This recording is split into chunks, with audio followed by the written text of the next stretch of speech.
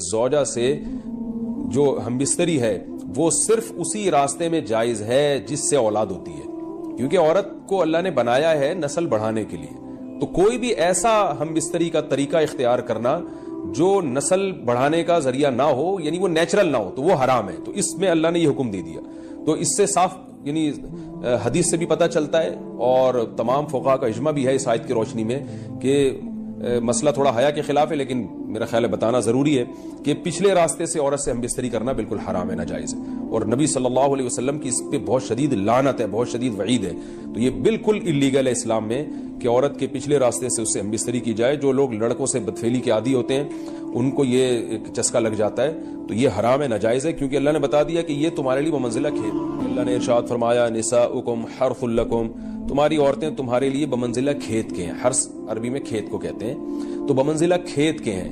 جیسے بیج ڈالا جاتا ہے کھیت میں اور اس سے پیداوار بڑھتی ہے، تو عورت کی جو ایک حیثیت ہے، نیچر نے جو اس کی ایک حیثیت متعین کی ہے، وہ بھی ایک نسل بڑھانے کا ذریعہ ہے، جس میں مرد کا جو اسپم ہے وہ بطور بیج کے ہے اور جو اولاد ہے وہ ایک پیداوار کی طرح ہے۔ تو اللہ نے یہ یاد رکھیں، اس آیت کو نا بہت سارے غیر مسلموں نے عورت کے خلاف بہت نیگیٹیوٹی پھیلائی ہے کہ دیکھو اسلام عورت کی توہین کرتا ہے، اس کو کھیتی سے تعبیر کرتا ہے۔ تو کچھ لفظ کسی اور زبان میں جب وہ جاتے ہیں نا تو وہ توہین کا معنی دیتے ہیں۔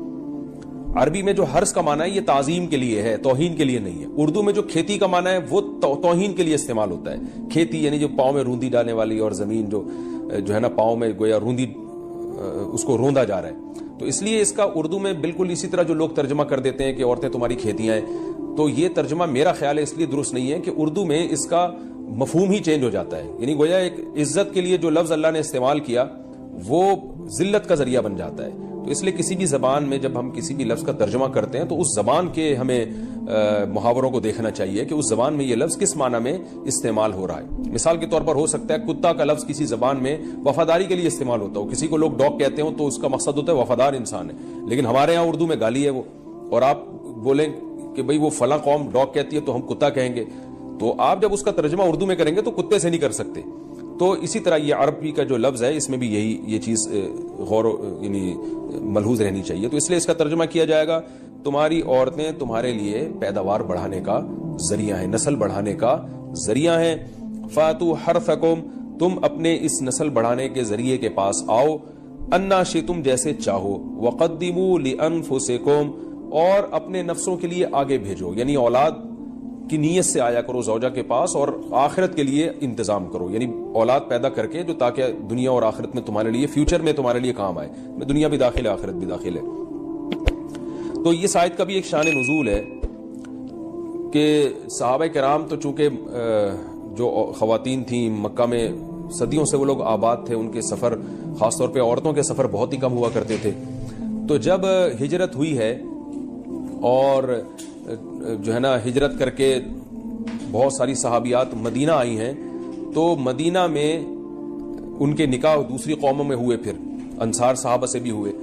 تو چونکہ تقویٰ تھا ان خواتین میں، للہیت تھی، تو بعض جگہ ایسے واقعات ہوئے کہ میاں بیوی کا جو آپس کا ریلیشن ہوتا ہے، ظاہر ہے وہ ہر قوم میں اور ہر جو ہے نا شخص کا مزاج دوسرے سے مختلف ہوتا ہے، تو بعض مردوں نے اس طرح سے اپنی زوجات کے ساتھ ہمبستری کی کہ ان خواتین کو پھر اشکال ہوا کہ پتہ نہیں اس طرح سے ہمبستری کرنا جائز بھی ہے یا نہیں ہے۔ تو انہوں نے نبی صلی اللہ علیہ وسلم سے یہ مسئلہ پوچھا کہ یا رسول اللہ، ہمارے شوہر ہمارے پاس اس طرح سے آتے ہیں تو کیا یہ جائز ہے یا نہیں؟ تو ان کے سوال کو بھی مبہم رکھا گیا اور قرآن نے اس کے جواب کو بھی کنایتاً بیان کیا، کیونکہ مسئلہ بظاہر حیا کے خلاف ہے، تو قرآن جب بھی کوئی ایسی بات ہوتی ہے تو اشارتاً کنایتاً اس کا تذکرہ کر دیتا ہے تاکہ مسئلہ بھی واضح ہو جائے، کیونکہ ظاہر ہے اس کی ضرورت تو قیامت تک آنے والے انسانوں کو پڑ سکتی ہے نا۔ یہ تو ہر میاں بیوی کا اپنا ایک ذاتی مسئلہ ہوتا ہے کہ ہمیں کس طرح سے پرمیشن ہے، کس طرح سے پرمیشن نہیں ہے۔ تو اللہ تعالیٰ نے بھی اشارتاً ہی اس حکم کو قرآن میں بیان کر دیا، اور قرآن میں اس لیے بیان کیا کہ تاکہ اس میں کوئی اجتہادی اختلاف کی گنجائش نہ رہے۔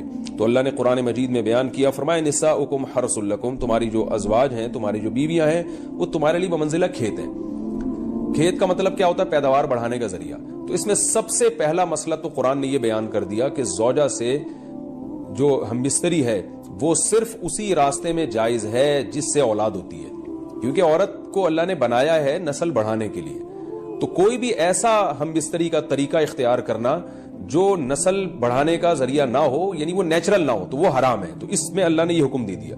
تو اس سے صاف یعنی حدیث سے بھی پتہ چلتا ہے, اور تمام فقہاء کا اجماع بھی ہے اس آیت کی روشنی میں, کہ مسئلہ تھوڑا حیا کے خلاف ہے, لیکن میرا خیال ہے بتانا ضروری ہے کہ پچھلے راستے سے عورت سے ہم بستری کرنا بالکل حرام ہے, ناجائز ہے. اور نبی صلی اللہ علیہ وسلم کی اس پہ بہت شدید لعنت ہے, بہت شدید وعید ہے. تو یہ بالکل اللیگل ہے اسلام میں کہ عورت کے پچھلے راستے سے اس سے ہم بستری کی جائے. جو لوگ لڑکوں سے بدفعلی کے عادی ہوتے ہیں ان کو یہ ایک چسکا لگ جاتا ہے, تو یہ حرام ہے, ناجائز ہے, کیونکہ اللہ نے بتا دیا کہ یہ تمہارے لیے وہ منزلہ کھیت کے ہیں. تو اس میں قرآن نے وہ جو سوال تھا نا اس کی طرف اشارتاً جواب دے دیا, اور آگے فرمایا فاتو حرثکم, تم اپنے کھیت کے پاس آؤ, یعنی پیداوار بڑھانے کا جو ذریعہ ہے اس جگہ کی طرف آؤ, انا شئتم, جیسے چاہو, یعنی باقی جس طرح سے تم چاہو زوجہ سے ہم بستری کر سکتے ہو, اس میں کوئی خاص طریقہ متعین نہیں ہے. میاں بیوی کا ایک دوسرے سے کوئی پردہ نہیں ہے. ہن لباس لکم وانتم لباس لہن, یہ دونوں ایک دوسرے کے لیے لباس ہیں. تو اس میں طریقہ کار کوئی بھی ہو سکتا ہے, کسی بھی طرح سے کرنا چاہو ایک دوسرے سے لطف اندوز ہو سکتے ہو. لیکن فاتو حرثکم, آنا موضع حرث میں ہے. حرث کا مطلب وہ اس جگہ کی طرف آنا ہے جہاں سے نسل بڑھتی ہے, کسی اور راستے کی طرف. اس سے صاف طور پر جو ہے نا وہ جو فاسق فاجر لوگوں کی جو برائی ہے, جو لڑکوں سے بدفعلی کے نتیجے میں پیدا ہوتی ہے, اس کا اللہ نے قلعہ کر دیا کہ اس کی اسلام میں بالکل اجازت نہیں ہے. باقی طریقہ کار کیا ہوگا یہ تمہارے اوپر, اس کی اللہ نے تمہیں اجازت دی ہے. وقدموا لانفسکم, اور چونکہ بار بار حرث کا تذکرہ ہو رہا ہے کہ نسل بڑھانے کا, اس لیے اللہ نے فرمایا کہ قدموا لانفسکم, اپنی ذات کے لیے فیوچر میں انتظام کرو. قدموا کا مطلب آگے بھیجو اپنی ذات کے لیے سرمایہ. کیا مطلب کہ جب زوجہ سے ہم بستری کرو تو نیت اولاد کی ہونی چاہیے, تاکہ وہ اولاد دنیا میں بھی اور آخرت میں بھی تمہارے لیے ذخیرہ بن جائے. تو یہ نسل بڑھانے کی بہت زبردست ترغیب ہے اس آیت میں. اور اس آیت میں اللہ نے عورت کا کہ بہت ساری ذمہ داریوں میں سے ایک بڑی ذمہ داری کا بھی بیان بتا دیا کہ عورت کو اللہ نے بنایا ہے. جو مرد اور عورت کا جو فرق رکھا ہے نا, اس فرق کی بڑی وجہ یہی ہے کہ مرد کے اسپم کو اللہ نے بیج کے طور پہ پیدا کیا ہے, اور عورت کو اللہ نے زمین کے طور پہ. تو بیج اور زمین کے ملاپ کا بنیادی مقصد ہی نسل بڑھانا, پیداوار بڑھانا ہوتا ہے, نہ یہ کہ نسل روکنا. آج فیملی پلاننگ والوں نے اس آیت کی دھجیاں اڑا دی ہیں, اور جو پوری دنیا میں ایک بےہودہ قسم کی تحریک چل رہی ہے, یہ آیت بالکل اس کی نفی کر رہی ہے. اس لیے اللہ نے فرمایا, اچھا اللہ نے اس کا بھی جواب دے دیا کہ جو فیملی پلاننگ والے کہتے ہیں نا نسل بڑھنے سے تمہارا نقصان ہوگا, خرچے بڑھ جائیں گے, تو اللہ فرماتا ہے قدموا لانفسکم, تمہارا فیوچر بن جائے گا, سنور جائے گا. کیونکہ اولاد پہ اتنی انویسٹمنٹ نہیں ہوتی جتنا اس کا آؤٹ پٹ ہوتا ہے. ان پٹ کم ہے, آؤٹ پٹ زیادہ ہے. انویسٹمنٹ کم ہے, اس کے جو پروفٹ ہے وہ زیادہ ہے, دنیا میں بھی اور آخرت میں بھی. تو اللہ نے فرمایا اپنے نفس کے لیے, فیوچر کے لیے انتظام کرو, بڑھاپے کے لیے انتظام کرو. تمہارے بیٹے ہوں گے, بیٹیاں ہوں گی, پوتے ہوں گے, نواسے ہوں گے, بہویں ہوں گی. یہ دنیا کا مستقبل اور آخرت کا مستقبل کیا ہے. جو عبداللہ بن عمر رضی اللہ تعالیٰ عنہ نے جب نکاح کا ارادہ ترک کیا تو آپ کی جو ہمشیرہ تھی حضرت حفصہ, انہوں نے فرمایا کہ نکاح کرو, تمہارے اولاد ہوگی, دنیا سے جاؤ گے تو تمہارے لیے دعائیں مانگے گی. تو یہ آخرت کے لیے ذخیرہ ہے. تو اس لیے اللہ نے فرمایا کہ آخرت کے لیے ذخیرہ کرو. واتقوا اللہ, اور اللہ سے ڈرو. واعلموا انکم ملاقوہ, اور جان لو کہ تم نے ایک دن اللہ سے ملاقات کرنی ہے. تو جتنے حکام اللہ نے تمہیں اس آیت میں دیے ہیں ان تمام حکام کو تم نے فالو کرنا ہے. وبشر المؤمنین, اور ایمان والوں کو خوشخبری سنا دیں. چیزیں, 3 آدمی ہیں جن کی طرف اللہ قیامت کے دن نظر اٹھا کے بھی نہیں دیکھے گا. لا یکلمہم اللہ ولا ینظر الیہم ولا یزکیہم. نبی نے فرمایا 3 افراد ایسے ہیں جن کی طرف اللہ قیامت میں نظر اٹھا کے نہیں دیکھے گا, ان کے گناہوں کو پاک نہیں کرے گا. ابو ذر غفاری کہتے ہیں خوابوا وخسروا من ہم یا رسول اللہ, وہ تو برباد ہو گئے. وہ 3 کون ہیں؟ آپ نے فرمایا المسبل ازارہ, اپنے ازار کو تکبر سے لٹکانے والا. والمنفق سلعتہ بالحلف الکاذب, جھوٹ بول کے مال بیچنے والا. ویڈیو نہ بناؤ بھائی, جھوٹ بول کے مال بیچنے والا. اور تیسرا المنان, احسان کر کے جتلانے والا, کہ مدد کر لی, اب ہر محفل میں اس کو ذلیل کر رہا ہے. تیری شادی میں نے کرائی تھی, یہ جو تو کاروبار کر رہا ہے میں نے کروا کے دیا تھا, ہر جگہ اس کو ذلیل کر رہا ہے. یہ ٹوپی تیری میں نے تجھے گفٹ دی تھی. تو 3 آدمی ہیں. تو کیا مطلب صرف 3 ہی ہیں؟ قرآن میں یہودیوں کے بارے میں بھی آتا ہے, وہ علماء جو اللہ کی آیات چھپاتے ہیں ان کے بارے میں بھی آتا ہے. تو حدیث میں 3 کا مطلب 3 بولتے کیوں نہیں ہوتا. تو اسی طرح کیوں نہیں, اس لیے نہیں ہوتا کہ مقصد. ہاں, اور ایک مثال دے دیتا ہوں. نبی صلی اللہ علیہ وسلم نے فرمایا الا کل لہو باطل, ہر کھیل باطل ہے, سب کھیل ناجائز ہیں. اللہ ثلاث مگر صرف تین. یہاں تو اللہ کے ساتھ ہے صرف, پھر بھی حدیث کے صرف کا مطلب صرف نہیں ہے. اس لیے اہل حدیث حضرات سے ہم یہ کہتے ہیں کہ آپ کوئی فقہ مدون کرو, آپ قرآن و سنت کی اصولوں سے مسائل اخذ کرتے ہو, کوئی ریٹن کتاب ہو, 4 فقہ ہیں تو 5واں بھی ہم مان لیں گے نا. وہ جواب میں کہتے ہیں نہیں ہم قرآن و حدیث کو مانتے ہیں. بھائی یہ بات کر کے ٹہلایا نہ کرو. قرآن حدیث کو تو ابو حنیفہ بھی مانتے تھے, وہ تورات انجیل پہ تھوڑی نکالے انہوں نے مسائل. امام شافعی کے جو مسائل ہیں زبور سے نکالے انہوں نے. کیا ہو گیا بھائی صاحب؟ امام احمد ابن حنبل نے فضائل اعمال سے نکالے. یہ بیکار قسم کی بات ہے. قرآن و حدیث سے سب نے قرآن و حدیث سے نکالے. آپ بھی آپ بولتے ہو ہم بھی نکالتے, تو نکال کے لکھ لے ہو نا, ریٹن فارم میں لے آؤ. کتاب الوضو سے لے کے کتاب الحدود, کتاب التعزیر, وراثت کے مسائل, نماز کے مسائل, سارا ایک فقہ ہو جائے گا. ہم کہیں گے چلو یار اس کو بھی, یہ بھی ٹھیک ہے, قرآن و حدیث سے ہی نکالا ہے نا.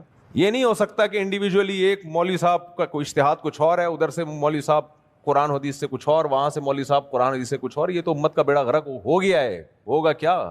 ہر شاخ پہ الو بیٹھا ہے, انجام گلستان کیا ہوگا. پہلے زمانے میں بھی کچھ ہوتے تھے جو تقلید نہیں کرتے تھے, بڑے لیول کے علماء ہوتے تھے, وہ ایک آدھ ہوتے تھے. علامہ شوکانی گزرے ہیں, نیل الاوطار کے مؤلف, نواب صدیق حسن خان گزرے ہیں ہندوستان میں, ایک آدھ ہوتے تھے ہر زمانے میں. وہ کہتے ہیں ہمارا کوئی فقہ نہیں ہے, چلو بھائی ٹھیک ہے. لیکن اگر ہر آدمی قرآن و حدیث کے نام پہ مجتہد بن جائے, میری رائے میری رائے میری رائے, تو پھر وہی ہوگا جو اقبال نے کہا ہے, ہر شاخ پہ الو بیٹھا ہے, انجام گلستان کیا ہوگا. میرا عدالتی خلا پہ بیان آیا تھا نا, عدالتی خلا پہ کتنا مدلل بیان کیا تھا. 3-4 اہل حدیثوں کا میرے خلاف اس پہ بیان آ چکا ہے, اور اتنی بھی توفیق نہیں ہوئی کہ پہلے وہ میرا بیان سن تو لیتے, سننے کے بعد جواب دیتے. میرے بھائی سنا ہی نہیں ہے اور جواب دے دیا. یہ تحقیق ہے, یہ محقق ہیں, ان کی تقلید کریں گے ہم. اور مسئلہ بھی خلا کا, جو بیوی کے حلال حرام ہونے کا. تو کسی نے نیچے کمنٹ کیے ہوئے تھے مفتی صاحب کا بیان تو سن لو بھائی, یہ سارے دلائل کا جواب دے چکے ہیں مفتی صاحب. ایک اہل حدیث عالم نے تو ریکارڈ کروایا کہ جی فقہ حنفی میں یہ ہوتا ہے کہ شوہر کی مرضی کے بغیر خلا نہیں ہوتا, لیکن فقہ حنبلی میں ہو جاتا ہے. تو ہم تو فقہ حنفی کے پابند نہیں ہے, فقہ حنبلی میں تو ہو جاتا ہے. پھر عربی عبارت کا ترجمہ کیا, وہ میں نے ترجمہ دیکھا, وہ ترجمہ ہی غلط کیا ہوا تھا.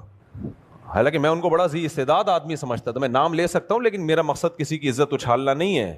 اس سے پتہ چلتا ہے میرے بھائی یہ تحقیق تو دور کی بات, آپ کتابوں کے ترجمے تک تو آپ کو آتے نہیں ہیں. ایک اور اہل حدیث عالم ہے, انہوں نے اتنا میرے خلاف بولا کہ یہ خلا پہ جو ہے نا, انہوں نے تو یہاں تک بول دیا یہ اہل سنت والجماعت سے خارج ہے.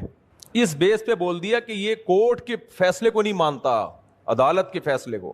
عدالت کا وہ فیصلہ جس میں اختلاف کی گنجائش ہی نہ ہو, اجماع امت کے خلاف ہو, وہ فیصلہ کالعدم ہوتا ہے. عدالت کوئی شریعت تھوڑی ہے کہ وہ چینج کر دے جا کے. کامن سینس کی بات ہے. مجھے ایک بات بتاؤ, اہل حدیثوں سے میں کہتا ہوں کہ کامن سینس بھی کوئی چیز ہوتی ہے. بیوی زید کی ہے اور اس کو طلاق کون دے رہا ہے؟ ہائی کورٹ کا جج. ویسے ہی بغیرتی سے ڈوب کے مر جانا چاہیے یار. سنتے ہی سعودیہ سے لیتے ہیں یہ لوگ مسائل, سعودی عرب سے. سعودی عرب میں کچھ سلفی علماء نے گنجائشیں دیں بہت زیادہ, حالانکہ حدیث میں نہیں ملتی وہ گنجائشیں, لیکن اتنی انہوں نے بھی نہیں دی. وہاں سے انہوں نے اڈاپٹ کیا, قرآن و سنت میں تو ملا نہیں, اور اس میں بھی پھر کچھ مزید مسالہ لگا کے اور ایڈوانس کر دیا اس کو. اپنے مولویوں کے فتوی دیکھ لیتے پرانے اہل حدیثوں کے, انہوں نے بھی لکھا ہے کہ یہ خلا یک طرفہ نہیں ہوتا, یہ میاں بیوی دونوں کے ایگریمنٹ سے ہوتا ہے, یہ ایگریمنٹ ہے. ایک نے تو یہاں تک کہا کہ پھر عورت کو جو خلا کا رائٹ ہے اس کا مطلب کیا ہے؟ اگر شوہر کی اجازت ضروری ہے, پھر عورت کو تو خلا کا رائٹ ہے, تو اس کا مطلب کیا ہے؟ یہ قرآن حدیث سے دلیل ہے. اس کا مطلب آپ بھی تلاش کرو, میں بھی تلاش کرتا ہوں. حدیث سے پتہ چلتا ہے, قرآن سے پتہ چلتا ہے کہ جانبین کی مرضی کے بغیر خلا بولو نہیں ہو سکتا. قرآن سے بھی پتہ چلتا ہے فلا جناح علیہما, دونوں پہ کوئی گناہ نہیں ہے, دونوں کی طرف نسبت, فی مفتدت بھی, کہ عورت فدیہ دے دے اور وہ فدیہ کو ایکسیپٹ کر لے. تو اگر جانبین کی مرضی سے ایسا ہوتا ہے تو کوئی گناہ نہیں ہے.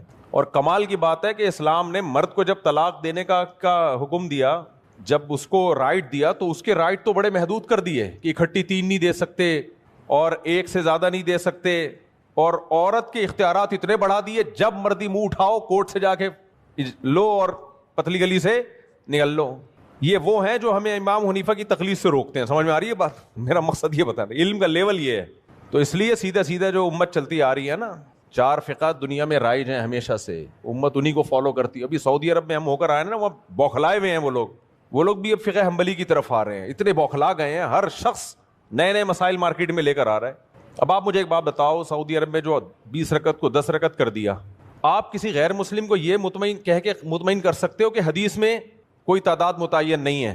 اور نبی نے 8 پڑھی ہیں, مطمئن ہو جائے گا وہ, کہے گا 1400 سال سے تم کیا کر رہے تھے؟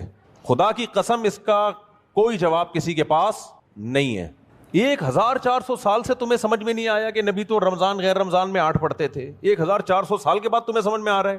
بیوقوف بنانا بہت آسان کام ہے, باتوں کو گھمانا بہت آسان کام ہے. تراویح پر تہجد کی دلیل فٹ ہی نہیں بیٹھتی ہے. وہ جو حدیث سیدہ عائشہ کی حدیث ہے نبی رمضان غیر رمضان میں 8 پڑھتے تھے, اس سے نہ امام ابو حنیفہ نے استدلال کیا, نہ امام شافعی نے, نہ امام احمد نے, نہ امام مالک نے, کہیں بھی کسی نے اس کا ریفرنس دیا ہی نہیں ہے. یہ اس کی علامت ہے, وہ اس کو اس سے سمجھتے ہی نہیں تھے, وہ سمجھتے اس کا اس سے کوئی تعلق ہی نہیں ہے. ان کا ریفرنس حضرت عمر کا وہ عمل تھا. امام ابو حنیفہ سے پوچھا گیا نا, آپ نے جو 20 رکعت تراویح کے سنت ہونے کا فتویٰ دیا کیا دلیل ہے؟ تو انہوں نے یہ نہیں کہا کہ نبی رمضان غیر رمضان میں 8 پڑھتے, انہوں نے فرمایا ما رأیت عمر مبتدعا, میں عمر بن خطاب